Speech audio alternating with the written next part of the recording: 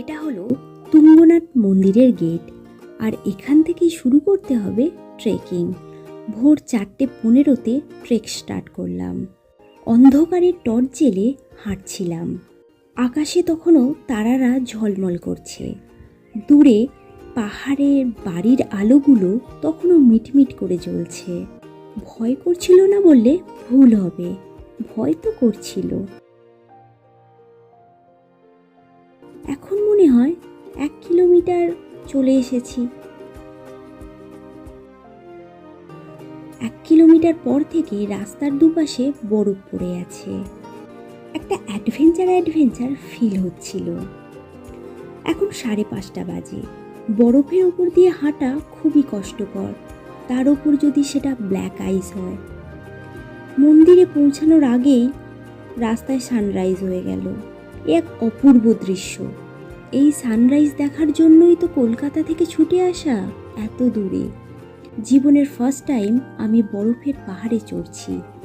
রেলিংয়ের ওপর বিন্দু বিন্দু জল জমে বরফ হয়ে গেছে। ব্ল্যাক আইস খুবই স্লিপারি হয়। অতি কষ্টে খুব সতর্কভাবে হাঁটতে হচ্ছে।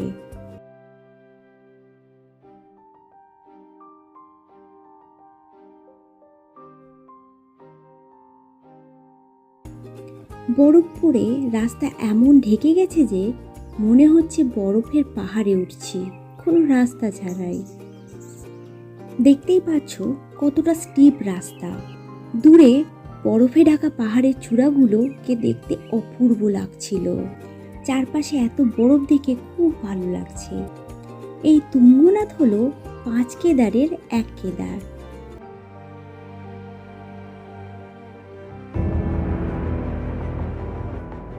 চন্দ্রশিলা যাবার কোনো রাস্তা নেই। বরফের ওপর দিয়ে পায়ের ছাপ যেখান দিয়ে গেছে সেখান দিয়ে হাঁটতে লাগলাম। এটা খুবই চ্যালেঞ্জিং ছিল।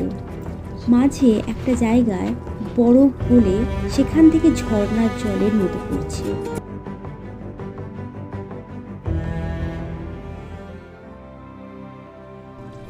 ছোটবেলায় টিভির পর্দায় ডিসকভারিতেই এগুলো দেখেছি। এখন নিজে যখন এক্সপিরিয়েন্স করছি তখন খুব ভালো লাগছে। এই ট্রেক যতটা কঠিন, উপরে পৌঁছে এর ভিউ ততটাই সুন্দর। চন্দ্রশিলা মানে চাঁদের পাহাড়। এই চূড়া থেকে হিমালয়ের বিভিন্ন রেঞ্জগুলো দেখা যায়, যেমন নন্দাদেবী, ত্রিশূল, কেদারনাথ, চোখাম্বা। অনেকক্ষণ এখানে বসে দূরের বরফে ঢাকা শৃঙ্গগুলোকে দেখতে দেখতে মন মুগ্ধ হয়ে যাচ্ছিলাম। এখানে মিনিটে মিনিটে ওয়েদার চেঞ্জ হয়। কখনো রোদ ঝলমল করছে, তো কখনো মেঘ এসে সূর্যকে ঢেকে দিচ্ছে। সাদা কালারের যে ডগিটা ছিল, বিস্কিট খেতে খেতে আমার সাথেই চলেছে। যেখানে আমি দাঁড়িয়ে রেস্ট করছি, ও সেখানে দাঁড়িয়ে ওয়েট করছে আমার জন্য। নামার রাস্তায় অনেকে তো জিজ্ঞাসাই করে ফেললো ও আমার ডগি কিনা। আমি বললাম আমার সাথে যখন যাচ্ছে তখন আমারই ডগি। ফেরার সময় ওয়েদার খুব খারাপ হয়ে গেল। 3 হাত দূরের কোনো জিনিস দেখা যাচ্ছিল না। অনেকেই উপরে না উঠে যতখানি পৌঁছেছে সেখান থেকেই ফিরে যাচ্ছিল।